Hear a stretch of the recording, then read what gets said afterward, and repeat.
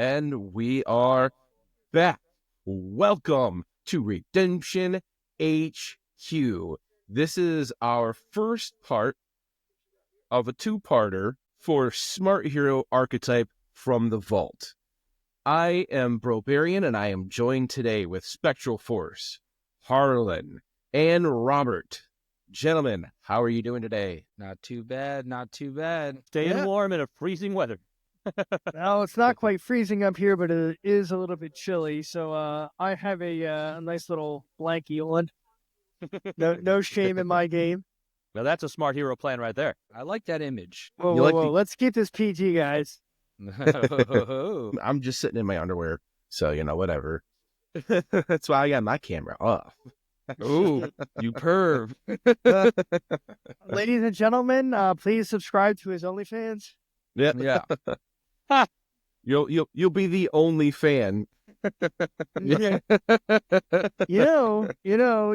EDG, doing their new subscription thing, once that releases, I wonder if that's gonna be Only Heroes. Yeah. Oh dear Lord. Oh my God, I'm gonna have to mention that to Dave. You need to call us Only Heroes. Oh no. No. Boy. Oh man. So thankfully we are thankfully this is also the Thanksgiving season, and great news that we got Black Friday coming up, and Evil Genius has the Kong Skull Island Cinematic Adventure on sale for $7.99 on Amazon. Sweet. Ooh.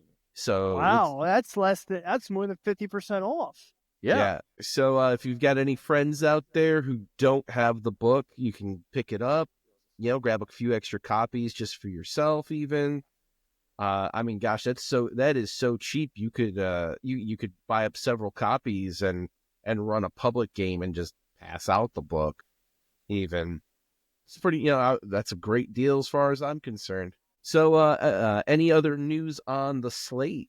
Anything happening? What's going on with the Patreon side of things? From what I've read in the Discord, they are actually going to be at some point moving away from Patreon and doing something through the Evil Genius Games website in place of Patreon. I believe they're still going to keep the 2 tiers. I could be mistaken, but the upper tier is $5 a month or $48 a year if you buy for the year. And it's going to give you access to some cool things.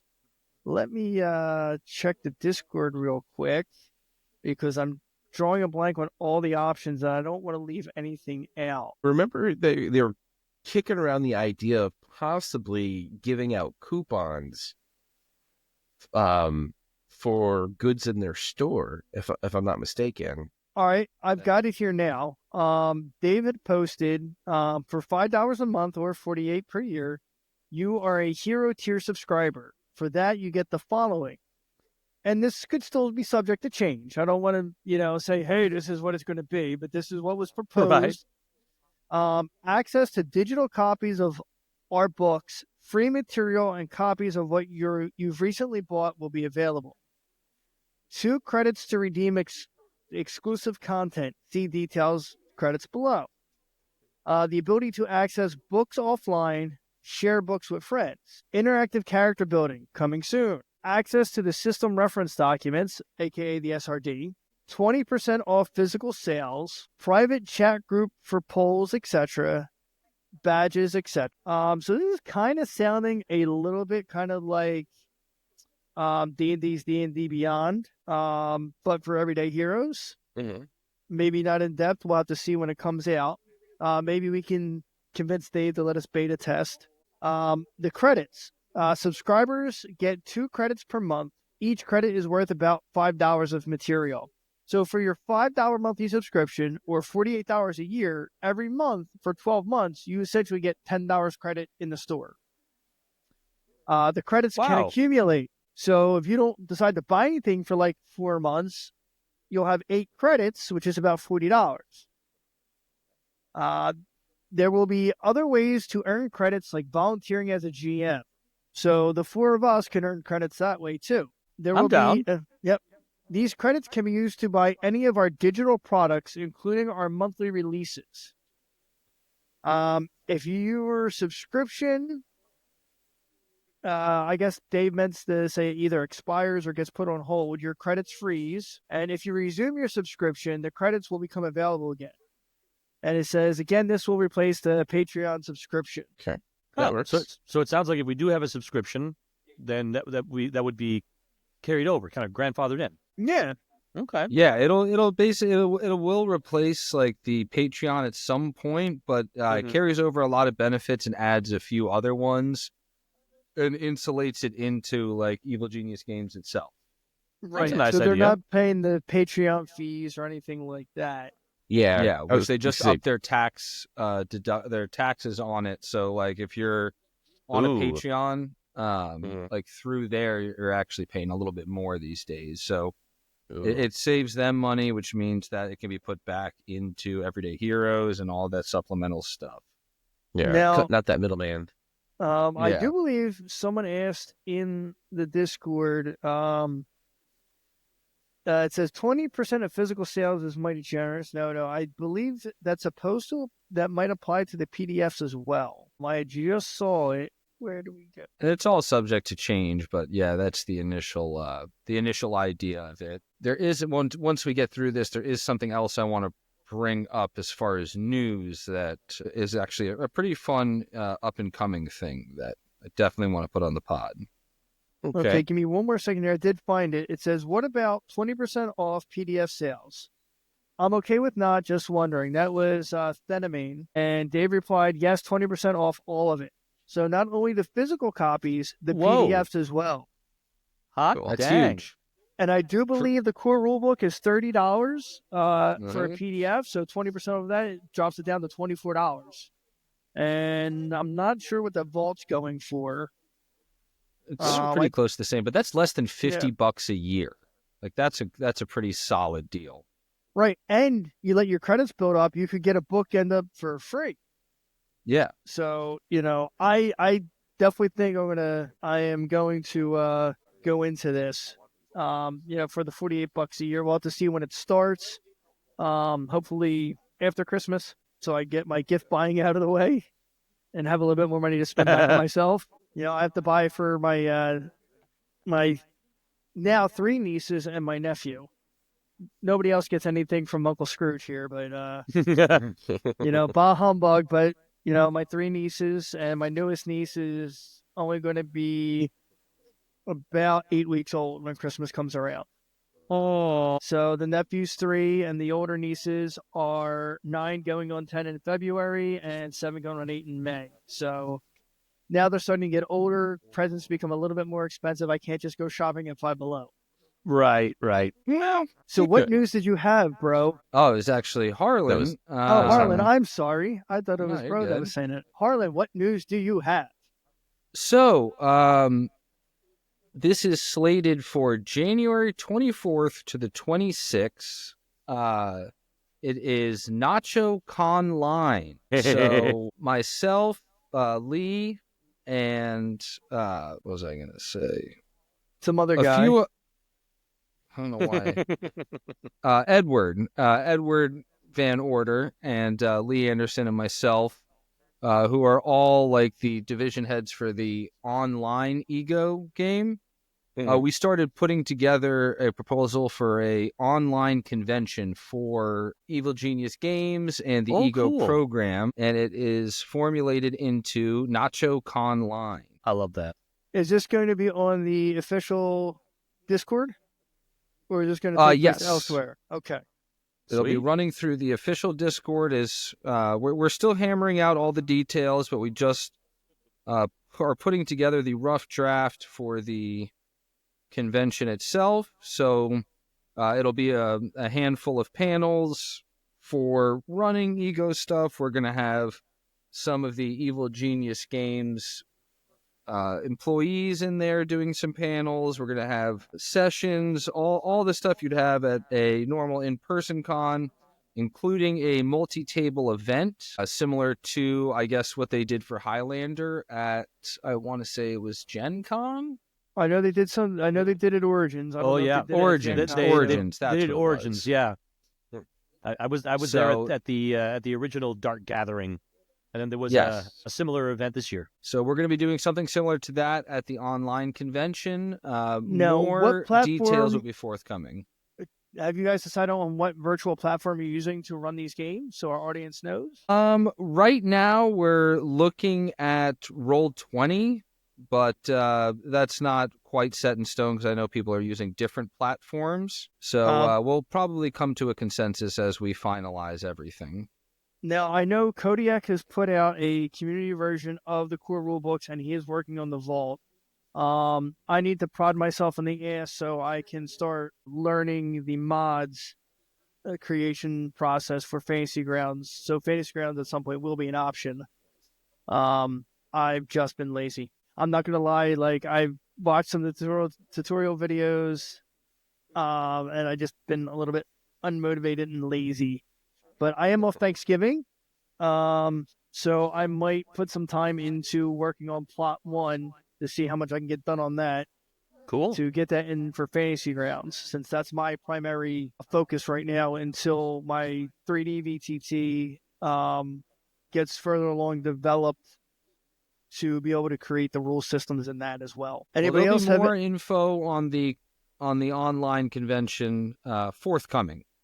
So we'll have a hammered out thing that we can disseminate to everybody so that everyone knows, and we'll have a list of events and all that good stuff. So it'll be probably January 24th to the 26th. We're even doing, a lot of us are on East Coast or Central Time. We're even going to do overnight sessions for our European brothers and sisters. Woohoo! Oh, Nice. that's nice. I mean, from us, because we're on the East Coast, to the UK is a 5-hour difference. I don't know if that changes with the setting the clocks back. I don't know if we drop the GMT4 now or if we're just 5 all the time, but that is a good bit of difference for our UK and other European brethren.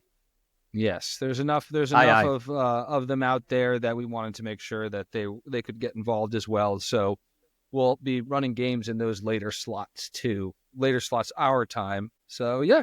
But until I get, more formal information for everybody, I just wanted to put it on everyone's radar, and we'll have social media posts about it and advertising for it. So you'll be seeing more about it, but you heard it here first. Does anybody else have any other news or related topics before we jump into the Vault Smart Heroes? No, I think we got it pretty well covered. I mean, I have an Eric Robert news update, but we'll wait until later. All right, we'll do perfect. that after we go over the classes we're covering today. Yep. And who's kicking us off? I believe it is I. So With we, the money. like we said, we're breaking this up into 2 parts because we are going through the smart heroes in the vault. There are 7, count 'em, 7 smart heroes included in the vault. So we're going to knock So out many. the first 4. That's a And lot. the book opens up with a smart hero, the billionaire. So this, an important thing to point out is I think this is the first class I've seen that comes with like a note to the player. You must have a wealth of 5 and the GM's explicit permission to choose this class. Everybody be glad I'm not your GM, because my favorite word is no. Veto. Or, or if you want to attempt something, it's you can certainly try. Yes. So the billionaire, you're filthy rich. Maybe, as they say, money can't buy happiness, but it sure can buy a lot of other things. Using your incredible wealth, you can hire, bribe, or purchase your way out of almost any bind. Billionaire is a hero who supports their team with expensive equipment, hired help, and bribery. Their plans allow them to already own just about everything they need, to have already bribed the right people, or call in the backup on their own. On their own, they don't do a lot in a fight, but if money is power, the billionaire is one of the most powerful heroes around. So, getting into their proficiencies, saving throws, intelligence, and charisma, You get to choose 3 skills from deception, insight, intimidation, investigation, perception, persuasion, social sciences, and vehicles. Comes with the basic equipment. And your recommended equipment starters are the executive pack, and for weapons, pepper spray and a stun gun. So, jumping right into their talents. A lot of these make a lot of sense. So, at level 1, you get 2 talents, employees and filthy rich. So for employees, you have dozens of employees whom you can call on to do mundane tasks for you. These employees won't put themselves in harm's way for you, but they can fetch things, drive you places, wait in line for you, deliver messages, etc. So once again, relate it back to D&D. The knight variant background gives you retainers. Employees are basically like an inexhaustible amount of retainers. You have Filthy minions. rich? Yes, you get minions. For a filthy rich, you are one of the richest people in the world, so your wealth level increases to 6, allowing you to purchase almost anything for you and your teams. So to give you all a frame of reference, the wealth level in this game is 5. This puts you up to 6. Whoa, world breaking here. Yes. Jeff Bezos. Yes, exactly. Like you are literally a billionaire. You are not prohibited by money at all. So they've got a handful of plans that are worth talking about. So your talents, you get at 1, you get the employees, you get filthy rich, and then 3, 5, 7, and 8, you get your plans that improve. So the billionaire plans, you get the best that money can buy. Enact this plan as a bonus action or as a reaction to an ally making an attack to have your teammates weapon loaded with superior ammunition, sharpened to a perfect edge, or otherwise temporarily improved. You choose weapon one ally you are aware of is carrying. Attacks with that weapon deal an extra D4 of damage for the next minute. So obviously these plans enhance as time goes on. So at 3rd, the additional damage becomes a D6. At 5th, you can choose up to 2 weapons. 7th, the additional damage becomes a D8, and at 9th, you can choose up to 3 weapons. That's not too bad if you're rolling around with a bunch of combat-heavy people, being able to improve their weapons after the fact. No, Pretty nice. Yes. Then you get bonuses all around as a bonus action or a reaction to one of your allies making a roll. Enact this plan to use your incredible wealth to motivate your team. Choose up to 6 allies of which you are aware. You've paid them a little extra as encouragement, and you all feel good about it. You and each of those allies have advantage on any one ability check, attack roll, or saving throw made before finishing a short or long rest. This one only improves on 5th and 9th. At 5th, each target gets advantage on up to 2 rolls of their choice, and at 9th, yes, you guessed it, each target gets advantage on 3 rolls up to their choice. And that is up until a short or a long rest. So dog. Yeah, having even at 5th level, having 2 advantage rolls every short rest is pretty solid. Yeah. Here. You get called shot. The called shot is about what you guys can guess. As an action, you enact this plan to call in an attack, which comes in the form of a drive-by of hired goons, a drone strike, or similar sudden arrival or departure of assistance. Make 2 attacks with the following weapon using your intelligence modifier instead of dex for the attack and damage. So the damage is a D12 ballistic. It's got a range of 900 to 1,800 feet. It's got penetration value of 3 and a burst 3 with a loud property. This is Lex Luthor vibes all over it. It is, and boy howdy does this enhance. I was thinking more Hank Scorpio. Fair point. Fair point. So at 3rd level, it starts out where your strike comes from an ideal angle and you ignore cover. That's not ignore half cover. That's not ignore 3/4 cover. It just says ignore cover. Damn. At 5th, you make up to 3 attacks using this plan. At 7th, 4 attacks using this plan. And at 9th, you do not suffer disadvantage for using burst fire during these attacks. Can you burst fire missiles? Strictly speaking, no, I don't think. That would be interesting. These aren't missiles. No, they're not. These are bullets. Yes. Very many large quantities of bullets. Very expensive, high-caliber bullets made with all sorts of things. Well, it does say under Cold Shot a drone strike. Yeah, drone strike doesn't necessarily Um, have to be a missile strike. That's true. Fair point. However you want to flavor it. So next you have check your account. You transfer a large sum of money into someone's account, hand them a wad of cash, or otherwise promise them incredible wealth to do what you want. Target must make a wisdom saving throw against your plan DC. If the target fails and their CR is a quarter or lower, they are successfully bribed. This is a plan that is specifically built for bribery. So the way that this enhances at 3rd, 5th, 7th, and 8th, the crit rating, challenge rating goes up 1, 2, 3, and 4. At 5th, if the target fails the save and is hostile, they follow your orders for 1 round before surrendering and leaving. And at 9th, if they fail the save, they do what you want and fight for you for the next 8 hours, whether they are hostile or not. Although they will not perform suicide missions. This is fair. Fair enough. You got hostile takeover. This takes no action. Choose a single apartment, office space, or building with a price of 4 or lower. You've already purchased it, and you are the landlord. That's maniacal. As long as it's not like top delightful secret silliness. or restricted. Yeah. This does not mean that anyone on the premise is happy about it, which I love is a side note. But you have legal authority to run the place, which is pretty great. What this does as it basically enhances your hold over it. So as it increases, the price level goes up that you have access to. The people that live there, you have over them, like companies whose owner's wealth is up to 5. It's pretty huge. You can become an owner of a place that's not publicly traded. You can choose a location with a price of up to 6, or a company whose owners have a wealth up to 6. So you basically just walk into a corporate headquarters and be like, all right, I'm buying this. Like Bruce Wayne. Total Yes. Bruce Wayne moment there. I bought the building. I bought the bank. I bought the bank. The way he said that was beautiful in that movie. That was I bought great. the bank. So there's 2 more. I hired help.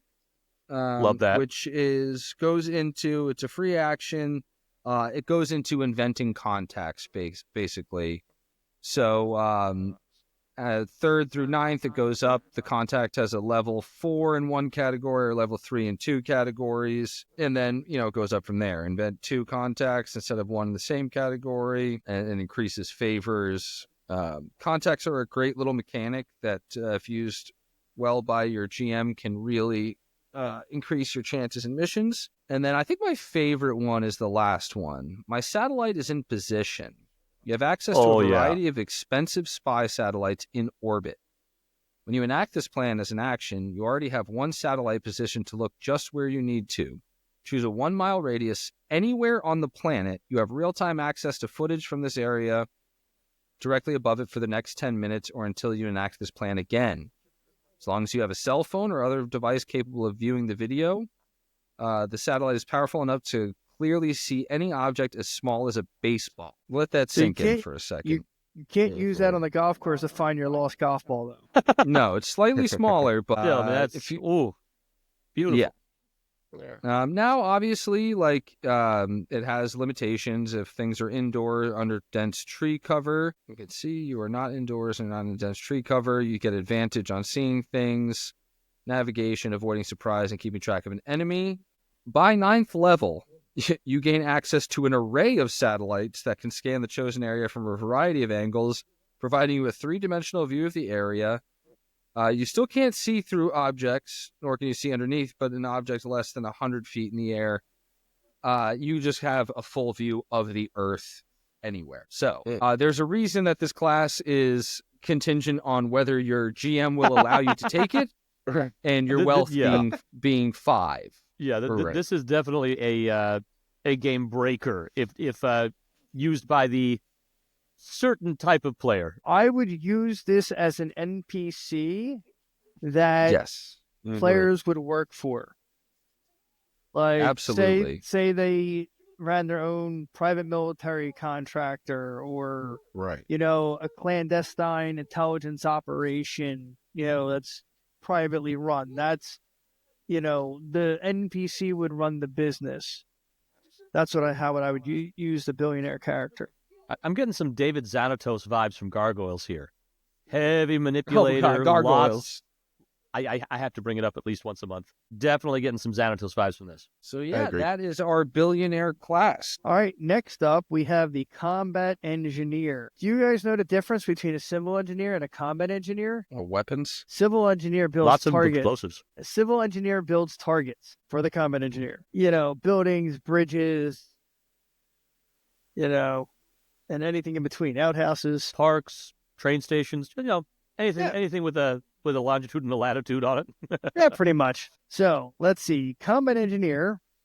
You are proficient in both placing and removing all types of mines, as well as using explosives for demolition.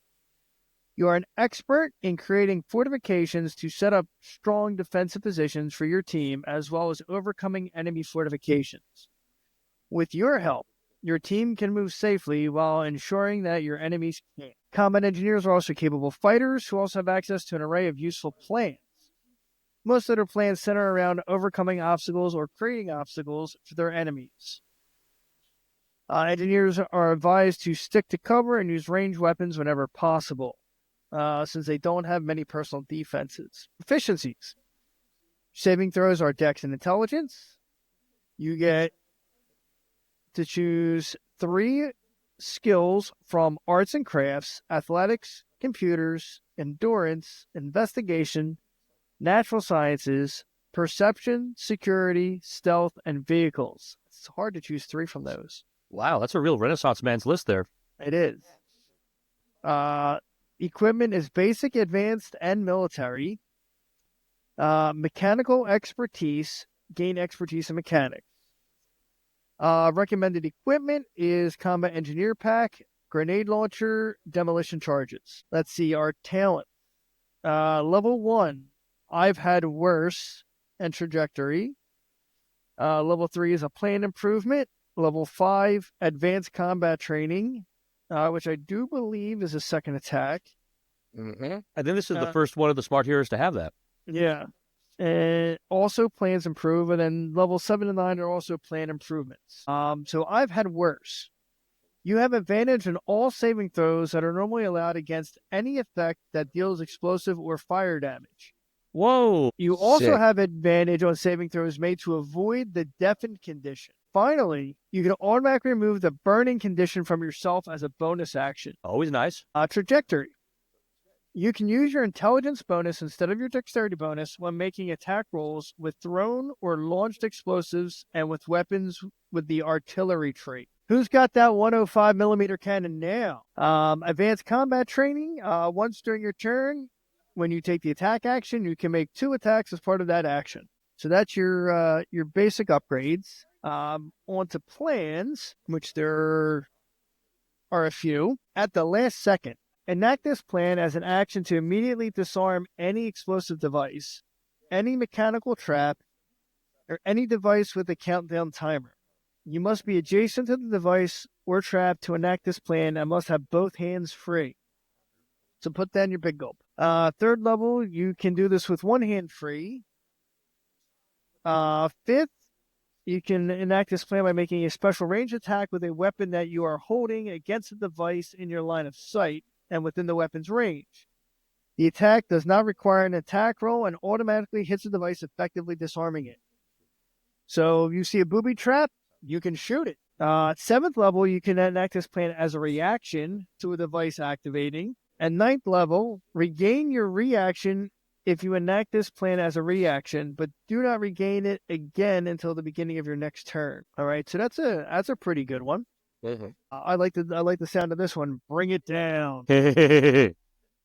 This plan allows you to expertly demolish any structure, such as a building, bridge, tunnel, ship, or monument. Monument. Bring it down. All right, let's see what we got here. Enacting the plan gives you the equipment needed for the demolition, provided that the GM agrees that the plan is reasonable under the circumstances. For instance, if you are in a prison cell, the GM may deem it unreasonable that you would have any explosive charges available to you. That's fair. But, I mean, you could hide it in your prison wallet, but that's not going to be comfortable. No. Moreover, enacting this plan requires sufficient time and access to the structure that you wish to demolish, if the GM allows it. You may satisfy this requirement retroactively when you enact a plan, assuming that you had prior access to the structure. Otherwise, you must spend 5 minutes per charge with free access to the structure, or plant the needed charges through roleplay. Once the charges are in place, you finish enacting the plan by taking an action to demolish the structure.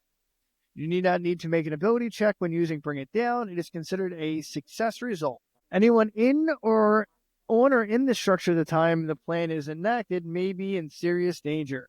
See Collapsing Buildings in Part 3 of Modern Rules for details. Holy crap. So your level advancements here. Third, reduce the time the plan charges to 2 minutes instead of 5 per charge. Fifth level, your demolition is considered an epic success. Seventh, reduce the time the plant charges to 1 minute per charge. And 9, enemies in the building or structure have disadvantage on saving throws made to avoid taking damage or becoming trapped and cannot dive for cover to escape. That's pretty vicious. Ooh. All right, let's see. Next up, there's quite a few of these. Oh my gosh, yeah, there are. Cut Just the a few. power. When you enact this plan as a bonus action, you cause any one machine that you can see or everything powered by the building's electrical system in a single room that you can see to lose electrical power until repaired. Security room, anybody? Hello. If a machine is being held or operated, its owner can attempt an intelligence saving throw against your plan DC to ignore this effect. Anyone can attempt to fix the outage as an action by succeeding on an intelligence mechanics check against your plan DC. You can return power as a bonus action. Let's see, third level, cut the power to an entire room. Fifth, you can cut the power to an entire building. Seventh, you can cut the power to an entire compound. And ninth, you can cut the power to a small town or block within an urban city. Pretty good. I tell you. All right, defensive positions. You can enact this plan outside of combat, enabling you, your allies, and any other volunteers to build a set of fortifications to defend your current position. If you're in a remote location, these defenses must be constructed from local materials or those brought with you. If you are in a place with reasonable access to the necessary hardware, the fortifications can be constructed from any available commercial or government-issued materials.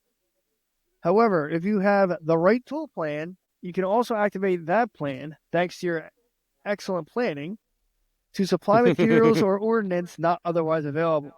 First level, you can create one layer of defenses. A layer consists of one type of fortification or trap sufficient to protect the members of your team or hinder enemies approaching your position. It takes 5 hours to enact this plan, regardless of level. However, you can satisfy some or all of the time's requirement retroactively at the Game Master's discretion. You can reduce the required time by 1 hour per layer that you can create, but choose not to at the highest levels or higher levels. Setup rolls are not required for fortifications constructed with this plan. Trap setup rolls are made when enemies encounter the trap, as is standard for traps. Third level, you can create 2 layers. Fifth level, you can create 3. Seventh level, 4. And ninth level, 5 layers of defense. Whoa. Yeah. All right. Demolish. Here we go. You can enact this plan as an action to activate a hidden demolition charge, which you planted earlier, on a surface that you can see. The effect depends on the surface. Targets cannot dive for cover in reaction to this plan. Stealing a floor, the surface within 5 feet of the charge collapses. Everyone under the collapse must make a dex saving throw against your plan DC, taking 3d6 bludgeoning damage with a penetration value of 1 from falling debris on a failed save or half as much on success.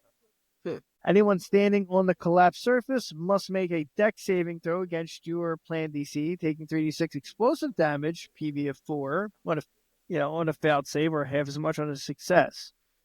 If they fail, they also fall through the hole, suffering falling damage as normal. For a wall or door, the surface within 5 feet of the charge is breached, becoming difficult terrain and providing half cover. Anyone behind the breached surface must make a dex save against your plan, taking 3d6 explosive damage, PV4. Chase hazard. The charge damages your enemy's path. Choose up to 2 opponents who must each make a dexterity saving throw, again against your plan DC, 3d6 bludgeoning, PV4, on a failed save and half on a success. Each failed save also gives your side 1 chase point, unless the opponent drops from the chase. Enhancements. 3rd level damage goes to 46. At 5th, it goes to 66, and it's 10 feet from the charge.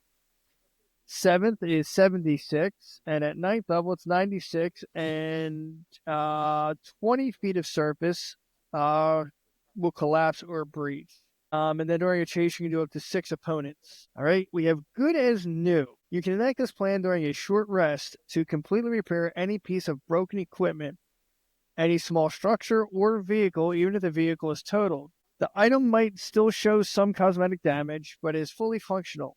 You can also use good as new to make creative modifications to a device or vehicle at the Game Master's discretion. Oh, I feel 18 vibe. definitely. You can enact this plan as an action during combat to fix small devices such as a handheld device, door mechanism, weapon, or other object on your person or within 5 feet of you. You may then perform an object interaction on that device as part of the plan's action to make use of the thing you fixed. When driving or riding in a vehicle, you can activate this plan as a bonus action to remove 1 level of loss of control or loss of power. At 3rd level, you can do this during a short rest to permanently modify a firearm with the semi-auto property to give it either full auto or burst 3 property. At 5th, you can enact this plan during a short rest to permanently remove the slow fire property from a weapon. It's pretty cool. Like a sniper rifle. Yeah. 7th, you can enact this plan during a short rest to permanently remove the awkward property from a set of armor. And at 9th, the things you repair look brand new and add the masterwork property to armor and weapons. That's actually pretty cool too. And the Very last versatile. plan under Combat Engineer, and obviously this is excluding the basic plans we talked about in our previous show when we started with Smart Heroes. The weak spot. You can activate this plan as a free action after you hit a single opponent or vehicle with an attack before determining damage. You can only activate this plan once on a given attack. If the attack hits, choose one of the following effects. The target has disadvantage on vehicle damage saving throws. Your damage ignores armor and damage reduction. You can choose the result of the vehicle damage table instead of rolling. Add 1d6 bonus damage against vehicles only. The target cannot make a reaction to taking the damage. The target has disadvantage on saving throws to resist status effects caused by the attack. Whoa. Our enhancements: at 3rd, the bonus damage deals 2d6. At 5th, choose 2 different effect options. The bonus damage goes to 3d6. At 7th, the damage goes to 4d6. And at 9th, choose 3 different effect options. The bonus damage deals 5d6. And that, I do believe, that is the last plan under Combat Engineer. Sweet. Definite MacGyver vibes here. Ooh, very versatile. And I think that is my cue to take a look at the Combat Engineer's good buddy, the Combat Medic. Yes, that is everybody's 'em. good buddy in combat. I tell you, and this is our first out-and-out healer class. The scientist Smart Hero we talked about last episode, that one has 1 or 2 healing options or health boosting options, but this is the first character class that's actually solely focused on health, healing, that type of buffing. So here we go. As a combat medic, your primary mission is to see the survival of everyone on your team. This includes both treating injuries and making sure everyone stays in good health. You are also a trained soldier and expected to fight and kill the enemy when ordered to do so. Combat medics are capable fighters but lack any combat specialization. Their plans can be powerful tools for preserving the life and health of your team, going well beyond what you can do with a mere first aid. They are at their best when supporting their team under intense pressure. These guys are pretty intense. All right, so they start out with a Constitution and Intelligence saving throw pairing, which makes perfect sense. Smart Hero for the intelligence, and these guys are definitely out in the field. They're running risks. Makes sense for them to have good Constitution. Skills. You're automatically trained in medicine, or rather proficient in medicine, and you get to choose 3 more from the following list: athletics, endurance, insight, investigation, natural sciences, perception, persuasion, social sciences, stealth, and survival. Again, great suite of powers there, or rather suite of skills here. And that's 4 skills you start with at first level, not counting your background and profession stuff. This is a skill master right here. You automatically get expertise in medicine, which again, medic makes sense. They got to know medicine. They're the best at it there. And because they're combat related, they're proficient in basic, advanced, and military weapons. That's huge. It's a great combo. I tell you. Now, they get a single talent at first level in addition to the usual Smart Hero plans and Genius points, and that is called the Healthy Talent. You gain the Healthy Feat. This gives you an additional 2 hit points at level 1 and 2 additional hit points each time you gain a level. This is a pretty meaty Smart Hero. Yeah, it is. I'm thinking, I'm going to dump some points in the con, like get my con up to 20 for a +5, and then the additional 2 hit points. That's 7 on top of your hit die. I tell you, D6, that's that's fantastic. Mm-hmm. That's like if you max out at 20 plus that health, that's 7. A D6 would be 4, so that'd be 11 hit points a level. I tell you, that is better on average than some of the other classes get. Quite a few of them. Oh, In yeah. particular, the Agile Hero. But, yeah, that's meaty right there. Now, at 3rd level, as all Smart Heroes do, they get plans improvements. At 5th level, like their buddy the Combat Engineer, the Combat Medic gets not just a plans improve at level 5, but the Advanced Combat Training talent that lets you, once per turn, when you take the attack action, you can make 2 attacks as part of that one action. Now, again, at 7 and 9, you have additional improvements in the various plans. But, yeah, even though the talents, with the exception of the boosted hit points from Healthy, you don't see much in the way of out-and-out combat smashiness the way you see in a Smart Hero, but this is a person that they have a training in a wide range of very good weapons. They can make 2 attacks a turn once they get to 5th level, and they can take some hits. This is a good combat situation you got going here. Now, these plans, we have first the Adrenaline Burst. This is a reaction when an ally drops to 0 hit points, and you basically take that syringe of adrenaline and then just give him the full syringe like Watson did for Sherlock Holmes in The Game of Shadows. That was just a fantastic scene. And you gain, you gain the following benefits of this plan for the next hour after activating it. Now, this assumes that you're the one that's getting the injection here. But whoever gets the injection gets advantage on athletics checks made to move or break objects. They can ignore the effects of the encumbered condition. They can carry the body of a comrade without accounting for their bulk if you're using the bulk rules. And you can ignore the effects of difficult terrain and difficult movement. And you get 1d6 plus your intelligence bonus temporary hit points. This is the first level effect. Jeez. I mean, you are basically on some combination of Red Bull, caffeine, and a huge quantity of sugar. Much like most of our military. Well, And energy drinks, caffeine, nicotine. let us not forget the Hershey's chocolate C-ration bar, That's Oh, it. yeah. which I think there are still a few of those floating around from World War II. God bless But, Ribbit. I wouldn't eat them. But, and then as these plans enhance, the amount of temporary hit points goes up. At 5th level, you also get the dash action as a bonus action while this is active. You are really flying with this thing.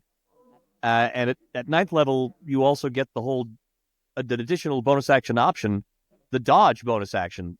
This plan kind of turns you into an agile hero with lots of temporary hit points. It's pretty impressive. Now, field surgery, this is kind of the iconic combat medic plan. This is something you do during a short rest, and you're trying to help an injured but living creature. It's got to be a willing patient, or it's got to be unconscious. Now, you can do this without having a medical facility, but you do need a first aid kit. The surgery is automatically a success because of your medical genius. That's word for word what it says. If you're Cool. playing with the optional injury rules, which are something it's a really cool kind of gritty option here in the vault, then enacting this plan heals a short-term injury, or actually it says heals short-term injuries, plural, completely. You can heal the permanent damage from long-term injuries, but they still require recovery time to remove the effect. But if you're not playing with the injury rules, the core use of this plan is largely story-centric, because heroes don't normally need surgery. We're the action hero types. But you can use it to save the lives of NPCs, help people in need without the risk of failure. You can also use the plan to perform cosmetic surgery to create very convincing disguises, or for other creative purposes. However, you should generally limit its use to the type of surgeries known to be possible in the given historical period that you're playing. And the reason for that little comment here in the plan notes is that, the combat medic, like the combat engineer, is from the Rambo cinematic adventure, which takes place in the midst of the later 20th century during the Cold War. And then these plan enhancements usually go along the lines of reducing the recovery time for long-term injuries after a surgery. There's even one option here at 5th level that says, hey, by the way, you don't even need a first aid kit to do this. You scrounge the surgery materials. So I'm going to need some paper clips and some duct tape, maybe some aloe vera. And at 7th level, you can do this as an action in combat. Basically, your ally has died, and you can enact this plan to save their lives, stabilize them, get them to 0 hit points, but then you've got to perform surgery on them during a short rest in the next 24 hours, or they will probably die again.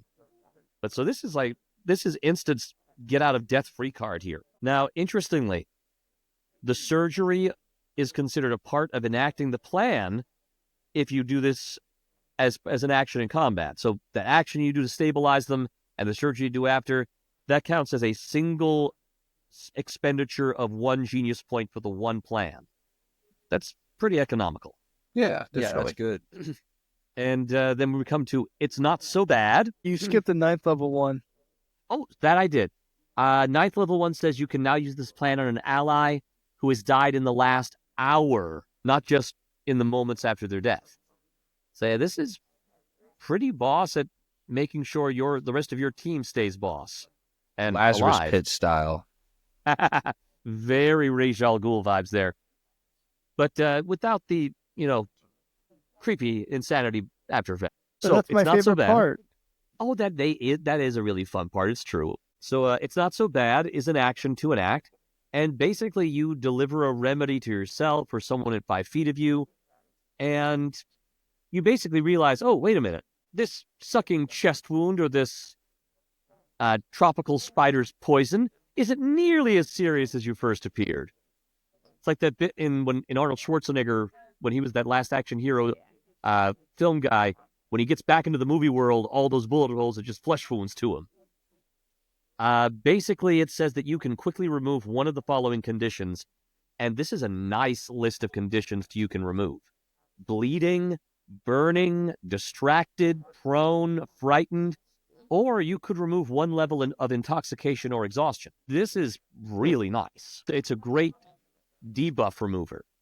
And then as you go up in level, you could do this as a reaction. You get to add more conditions to the list of things you can end, like being blinded, sickened, stunned, deafened. Nice.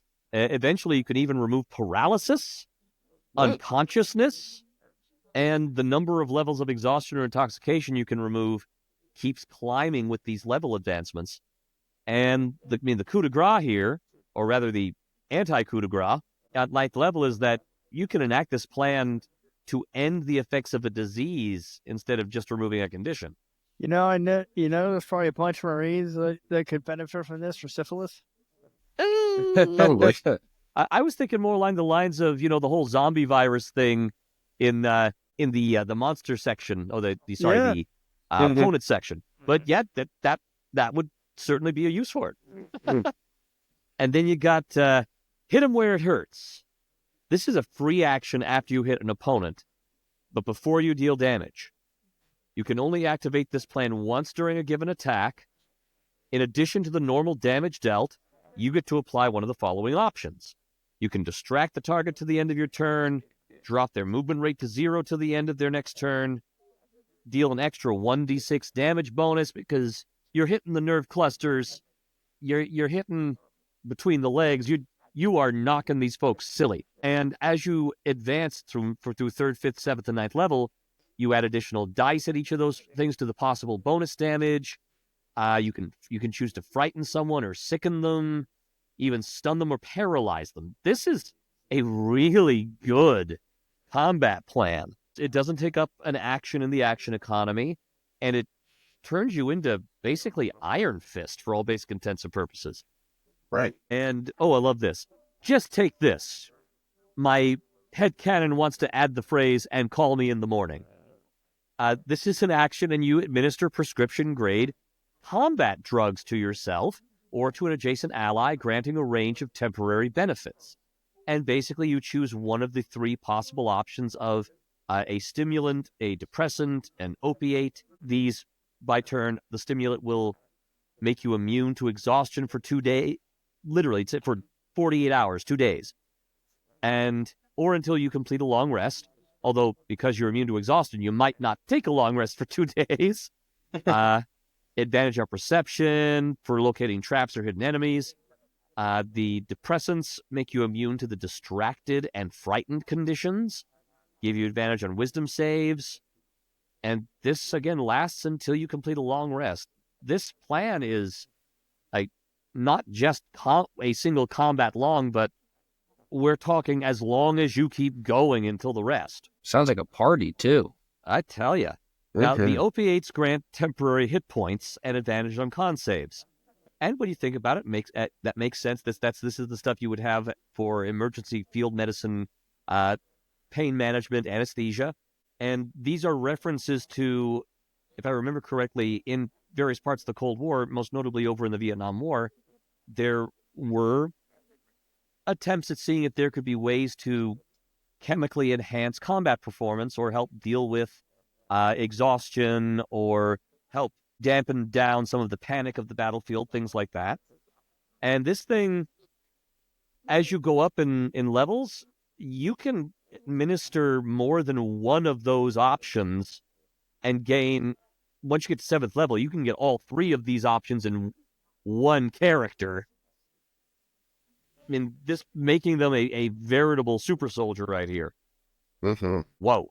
And it says that when you do this outside of combat, you can give every willing member one of your team one of the available options of this plan at 5th level. Oh, man. At 9th level, that goes up to 2 options per team member if done outside of combat. Now, to be clear, what I mentioned earlier, and there's a disclaimer about this in the book, the U.S. military no longer ever administers this kind of combat performance enhancement situation. These things did historically lead to some very serious health issues and abuses, and some of them were quite addictive. In fact, on that note, there is a section over here that says, if you're playing with the optional drug rules in the Everyday Heroes core book, any hero that takes one of these pills more than once in a week needs to make an addiction check. It is assumed that the combat medic is careful enough in administering these drugs that there is no risk of overdose. So that there is some dark, grim situation going on here. And then the phrase that I think makes everybody's weekend better, rest and relaxation. This is a plan that is enacted during a rest of some kind. Everyone on the team who's resting gets a number of temporary hit points equal to your intelligence modifier. Anyone spending hit dice during that rest can add your intelligence bonus to their roll instead of their con bonus. So if you happen to have some folks that are, they're okay with con, but you've got that +4 intelligence go from the get-go, you could sub your intel bonus for their con bonus. And in addition, everyone resting automatically benefits from medical care during the rest, giving them a reroll on each hit die they spend for healing. Wow. I tell you. And as this plan advances, the temporary hit points get larger. It goes from your intelligence mod to a D8 plus your intelligence mod. At 7th level, that goes up to a 2D8 plus intelligence mod. At a certain point, you are able to have the time needed for a short rest and reduce a long rest to a mere 6 hours. I mean, this is wow.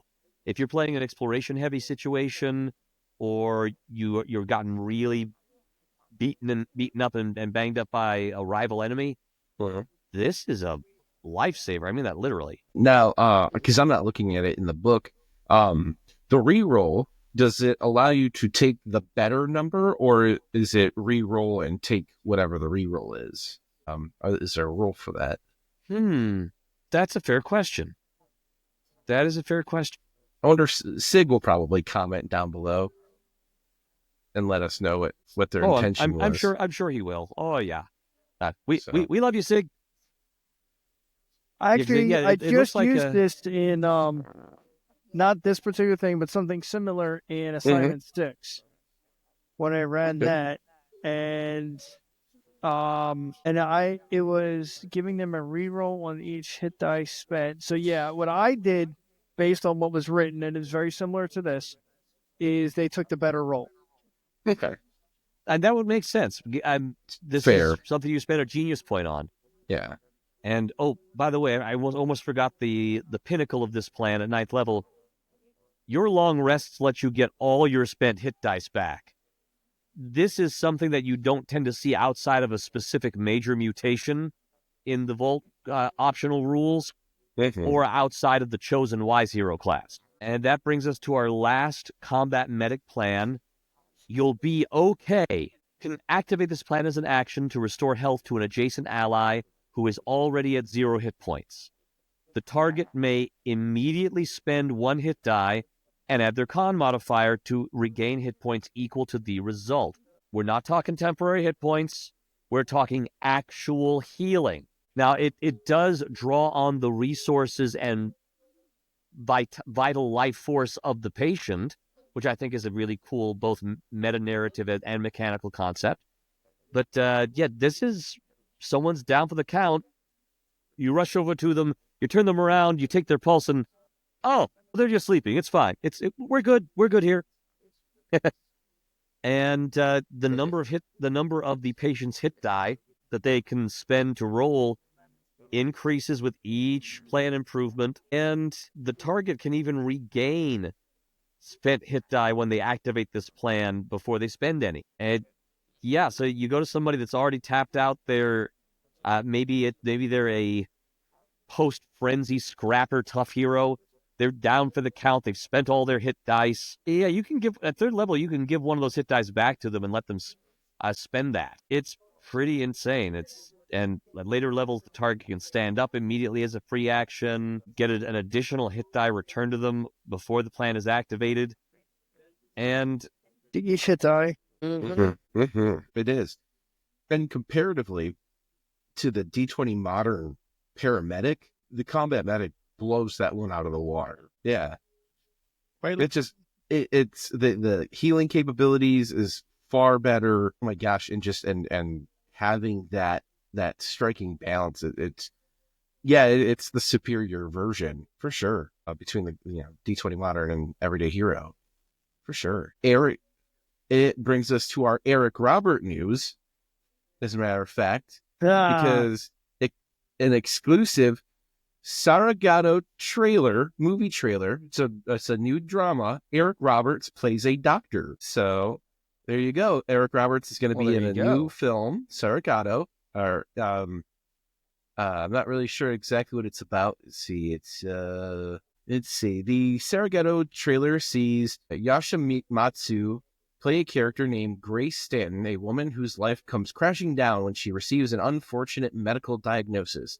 She then has to figure out how to navigate the situation and find inner peace while dealing with her family and her new assistant, Mickey Indo. So there you go. Eric Roberts screws up and rolls a 1 on her on her healing check. And now her whole life is crashing down. So don't roll 1s when you're in the medical field. So there you go. All right. So field researcher. This is out of the Kong Skull Island book. So again, to reiterate at the start of the show, get that book for $7.99. It's worth it. Even just for the look of the cover is beautiful. Field researcher. Your love of science lies in the discovery and observation. Rather than spending time in the lab or applying science to the academic and commercial enterprises, you yearn to go out into the world and do the hard work of making observations, collecting evidence, and discovering the unknown. The natural world is waiting to teach you its secrets. All you need to do is open your mind. The field researcher is a more grounded interpretation of a scientist hero. They offer a wider range of skills, both academic and outdoors, and their plans are more about finding solutions to challenges than blowing things up. While not specialized in combat, they are less reliant on their plans than most smart heroes thanks to their calculated shots talent. Their proficiencies are in Constitution and Intelligence. Their skills, they have 4 of them: Athletics, Computers, Endurance, Investigation, Medicine, Natural Sciences, Perception, Social Sciences, Survival, or Vehicles. Their equipment is just the basic. Explorer's Expertise. Choose 2 from Athletics, Medicine, Natural Sciences, Social Sciences, or Survival.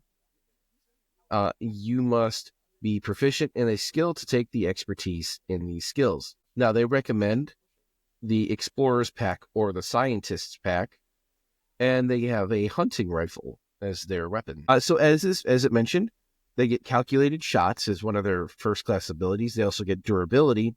And then from levels 3 through 9, they have plans improve. So their talents at level 1, the calculated shot.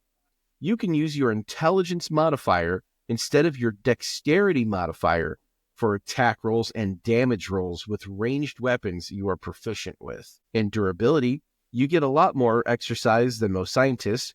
Your hit die are D8 instead of D6, and you increase your maximum starting hit points by 2 and your average additional points by 1 per level. So, speaking of another meaty intelligence, our smart class character, there you go. Definitely can survive out in the wilderness with this one. Yeah, and I mean, having that D8, if you roll maxes on that, you're gonna stay on your feet much longer compared to your other smart brethren there. Here.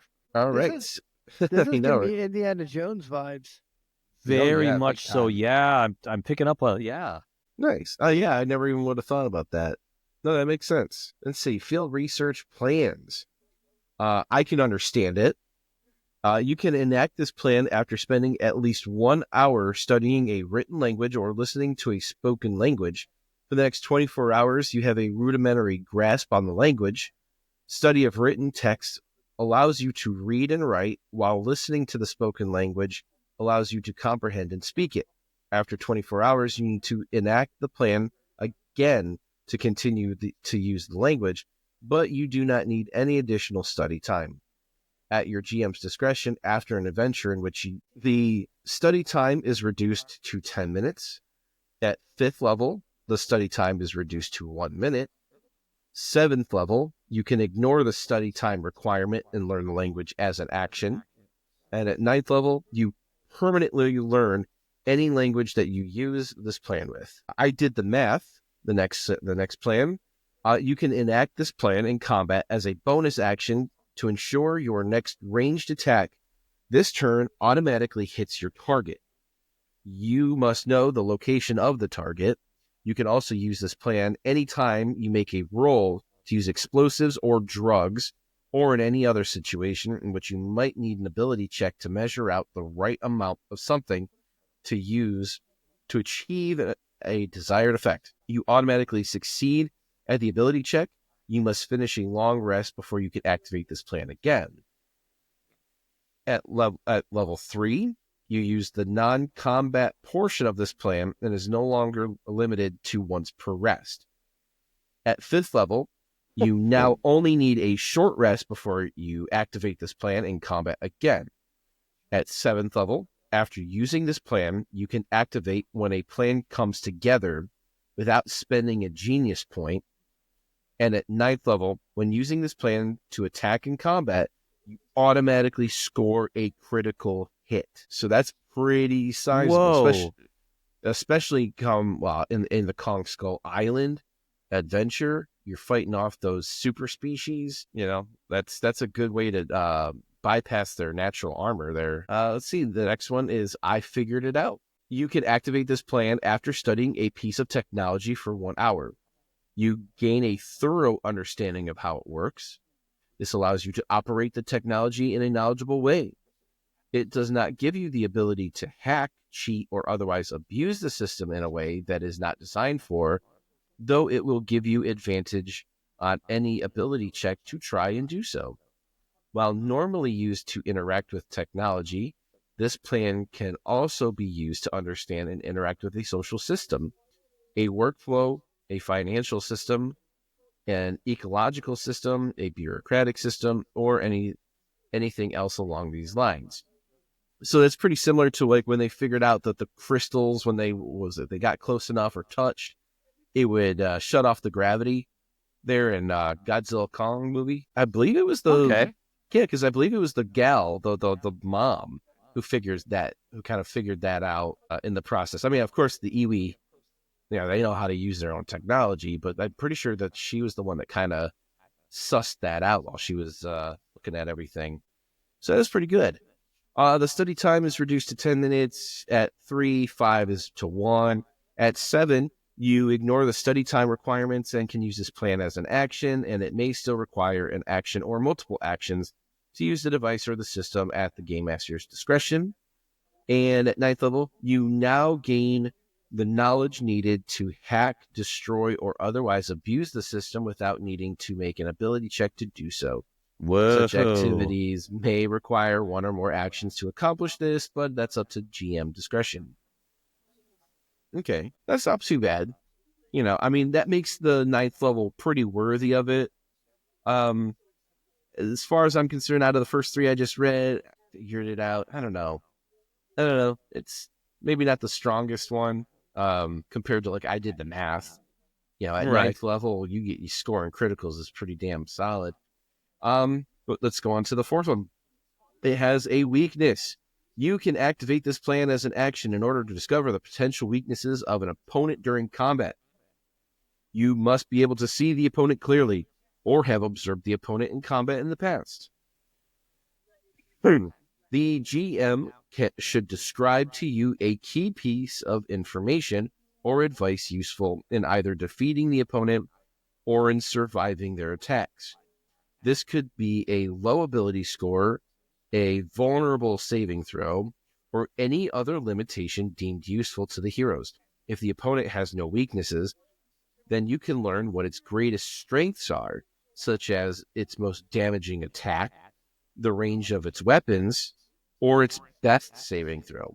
This plan can also be activated at the GM's discretion to identify the weaknesses in a security system, vehicle, organization, or other challenge you may face.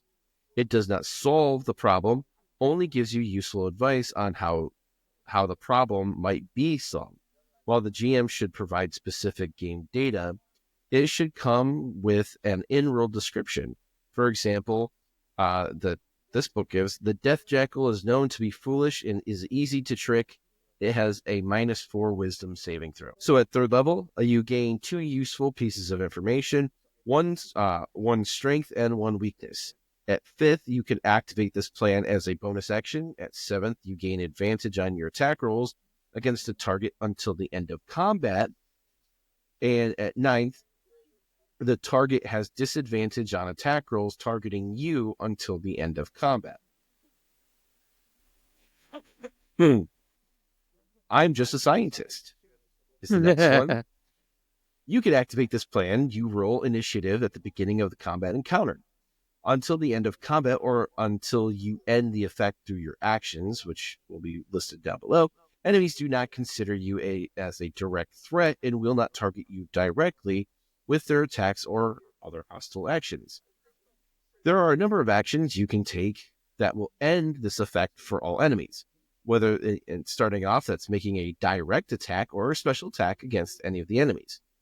Trying to directly shield one of your allies from an attack, stealing or directly tampering with the property of enemy combatants, taking any action such as throwing an explosive that clearly endangers your enemies. Oh. You can take actions that aid your allies so long as those actions don't directly threaten your enemies. You can oh, excuse me. You can take these actions that normally break the rules above, so long as none of your enemies notice you doing them. If all of your allies are dead, unconscious, or incapacitated, the effect ends and the enemies are free to attack you. At third level, enemies have disadvantage with any wisdom, perception, or insight checks made against you while this effect persists. At fifth level, you can take one prohibited action during combat, even if the enemies can see it, without ending the effect. At seventh level, you can take up to two prohibited actions without ending the effect. And at 9, you can take 3 actions during combat, even if the enemies see it, without ending the effect. That's not too bad. Pretty useful. Yeah, that would be pretty useful.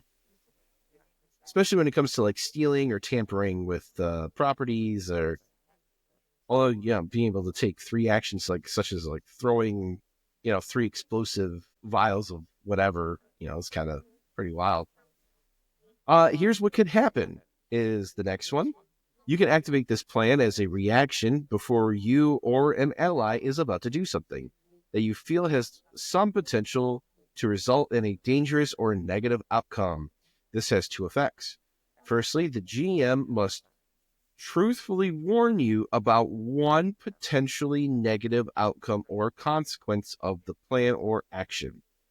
This outcome need not be guaranteed, but it should be a realistic possible outcome. It can be something fairly obvious to the heroes, or it could be something only a super genius like you could predict.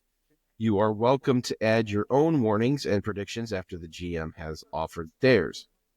Secondly, you can choose yourself or an ally that is undertaking the action or activity that will be somewhat protected by being forewarned of the possible danger. The chosen hero can use any one of the following benefits once during the course of the dangerous activity. You can re-roll a failed ability check or saving throw, gain advantage on an ability check or saving throw, reduce damage taken from a single source or attack by half. Typical actions might include things such as disarming a bomb, sneaking into a building, hacking a bank account, starting a fight, lying to somebody, or almost any other specific activity. The activity cannot take more than 1 day to complete. This plan cannot target the same person more than once at any given time and for the given course of action. So at level 3, you can target up to 2 allies, including yourself. 5th level, target can gain up to 2 benefits during the action or undertaking. At 7th, you can target up to 3 allies, including yourself. And at 9, you can target up to 4, including yourself. And what if we use this? Let me see. Yep, this is the last one. What if we use this? You can activate this plan when you find a resource that is not available to you in a given situation. You must describe how this resource can be found in a way the GM finds acceptable. The GM can also offer you a way it can be found that better fits your conception of the situation. The resource in question is not specific piece of manufactured or crafted equipment, but could be some general object like a watertight container, piece of metal, copper wiring, or other things that are useful in your situation. It could be a source of air, water, food, light, or something like a person to talk with, or a source of information. The resource does not represent some source of unlimited wealth or value, and it can be something valuable in the given situation or represent enough wealth to help solve an immediate challenge you face. The source of this resource could be something highly unlikely, and it should be at least plausible in the given situation. Now, that is some MacGyver shit right there. That's the way you do it. For example, find a small spring in the desert that is not on any of the maps. Find a message on a prison wall that shows the layout of a cell block. Find the ingredients to make black powder in a storage locker. Find a native tree with sap that makes an excellent adhesive. Find a floating log, while caught in a raging river rapids, or you can find just the right material to make a little explosive to pop that lock there if you need to. Plan enhancements at 5th level. Until you complete a long rest, you can activate this plan a second time without spending a genius point. And at 9th level, until you complete a long rest, you can activate this plan a second and third time without spending a genius point. Now, I noticed that if we use this, there isn't a 3rd or 7th level option. So that's kind of unique. Very cool. Does the Vault have a 3rd and 7th level? Because, like I said, on a Kong Skull Island, it doesn't have any. There is an optional rule in the Vault for going beyond 10th level. So it's sort of an offshoot of the optional rules for playing somebody who's a kid or a teen instead of a full-blown adult. Okay. Are you talking about plan enhancements for 3rd and 7th? Yeah. Oh, no. It's just 5th and 9th. I thought you were talking about level enhancements like beyond 7th and 9th level. I'm so sorry. No. My brain snafu'd. Long week. No, you're good. It has been a long week. And I've been sick since like mid-October. So no. So I get it. I'm brain fried as well. All right. So I guess that is the halfway point for the Vault Smart Heroes. Yep. And next time we'll be covering our final non-extraordinary Smart Hero class and dive into a couple of extraordinary ones.